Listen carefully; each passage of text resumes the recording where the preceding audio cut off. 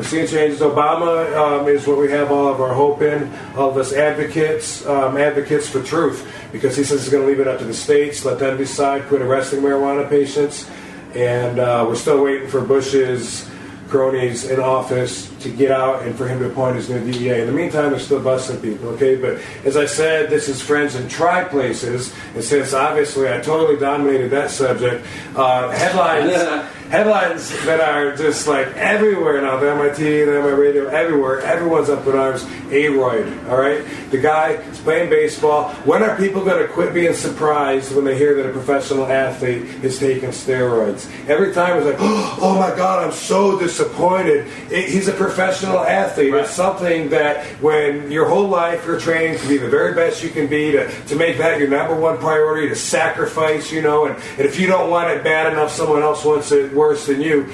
That's one of the options that you have. One of the choices. Right. Everyone has that choice. Everyone has that option. You know, how dedicated you are, how much it really means to you. That has a lot to do with it. So quit being surprised every time we hear that a pro athlete, oh my God, let's change his record, let's wipe him out. Bullshit. Unless you know what every single player was on at the same time that he played against, then you don't know. Right. The only thing that changed is that now people are smartened up to something that they didn't know before. That's the only thing that changed. Yeah. And they feel like, oh, we didn't get a chance to use that, and so if we didn't get the chance, then it doesn't count. But they did get the chance. Everybody has the same opportunity. Right, but they try and say, oh, well, we knew about it, but we didn't take advantage of it. So now we're trying to get. It's like they get jealous so they can get to do it. It's interesting. I mean, if you really break it down, because I know where you're coming from, it'd be easy for me to just go with it, you know, because you're the man, and this is your show. But you know what? There is the other side where if somebody is clean and they're proud of being clean, I'm just doing this to shake things up, and they're proud of being clean. They're saying, I'm the best athlete I can be with no drugs.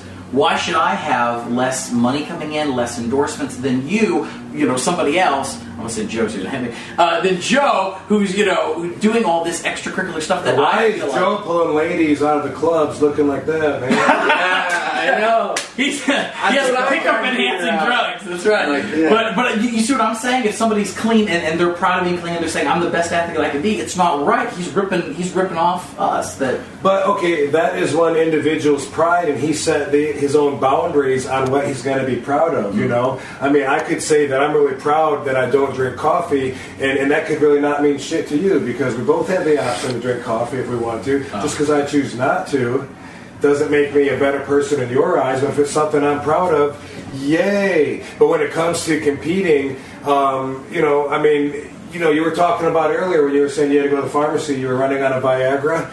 That is a performance-enhancing drug, right? Yes. But for some reason, that is pushed all over. You know, there's commercials all over. Oh, yeah, that fucking race car, man. Dude, it's like that got rushed through the market. You know, and forget the cure for cancer. You know, let's get this hard-on pill through, right? So that everybody can start having sex again. That's 60 years and older that couldn't get a hard-on, right? If that's not a performance-enhancing drug that's accepted and welcomed by the community, you know, then I don't know what is. Right? Well done, sir. Well done. Yes, and the steroids back in the day weren't even illegal, by the way, and it was something, you know, that would enhance their chances, you know, possibly. Not necessarily, you know, that's something. If you're going to be really, truly proud of competing against others when you didn't do something that they did, if you're really proud of it, you keep it in there.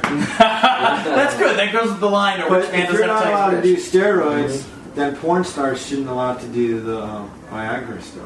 It's like cheap. Well, that's what I'm saying. What porn. More porn. You know what's another interesting? The whole Viagra thing. You were talking about how fast it was pushed through the market. Yes. Everybody was behind it. A lot of women and feminists talk about how there are places where they can't even get birth control and stuff like that. So it's kind of counterintuitive. It's like they can't go into a pharmacy and get birth control or day after pills, and yet guys can get all this Viagra stuff. So it's like they can get a hard-on, which leads to sex, but they can't do anything about the babies it's gonna, you know, make. You know, I'm glad that you brought that up. That's a great transition into topic number 3. It is. And I'm not expecting anybody to agree with me on this, because so far everybody that I've talked to seems to have a different opinion than me. This Octomom, she is... Oh, this is gonna be Killed fun. me. Killing me. She had a litter. All right. 2 litters. And she expects the government to pay for it. 2 separate sets of litters. Okay, but when we, like I said, $7 billion a year we spend on fighting fucking pot, at least 25% of taxes are spent on interest that our country spends for borrowing our own fucking currency. Billions spent on immigrants that are living in our country. And why does everybody care so much? There's a couple of extra mouths to feed because this lady wanted to have a big family. Well, they went to this point where it's like... It was in vitro too, you know. It wasn't. Like, it was, but here's the thing: she was told that she could never have kids, you know. And imagine, I respect that she wanted something different than me, right? She wanted to have a big family. She couldn't have kids, but now through science, she might be able to have them and shit. So boom, she has 6 kids, and she wants more. A lot of people have 6 kids. When I have this conversation, a lot of people say, "Oh fuck, I'm like one of 7." Well, guess what? When she had 8 more, she's got 14. She now has her 7. I'm not gonna have kids. I'm not gonna have kids. Okay, great. Population-wise, we got her so covered. She can have another 14. But, okay, she was told she couldn't have kids, but now through this vitro fertilization, she, miraculously was able to fucking have kids. Yeah. She didn't think she was going to have all 8. I've seen the interview. The doctor told her there was a very slim chance, but they were her embryos and she tried it. Why did people want to hang her so bad? America is sending the lynch mob after her. She's literally getting death threats, and people are so fucking angry. Why is that? Well, part of it is the first birth she had, 3 of those kids came out disabled. So a lot of people say, that because of this drugs, you lucked out. Some of those kids were disabled, and then you got some normal kids. Be happy! You know what I mean? Don't have more disabled, injured, crippled people, So let me ask you a question. If a couple that really wants to have a baby has a baby and it ends up, say, with Down syndrome, would you believe they should no longer have children? Well, she's on SSI and child support or food stamps and stuff like that, and there's no dad involved in the picture. So it makes it's driving your car towards a cliff, and then you drive a little faster.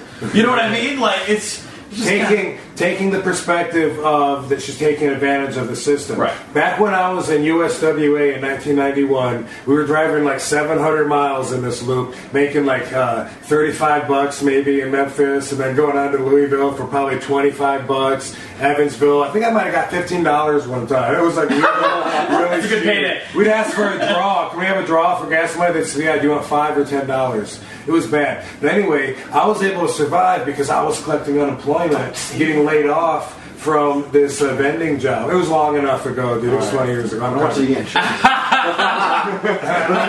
This is a sting! Come on, boys, get the wire! Rob, you're fucked out! While I was going to wrestling school, I had a job where I would fill vending machines, and I'd eat the candy all day and sleep in the truck and whatever. you didn't eat that either. When they made the Dorito, Operation Pipe Dream, man! They're after you, Rob. all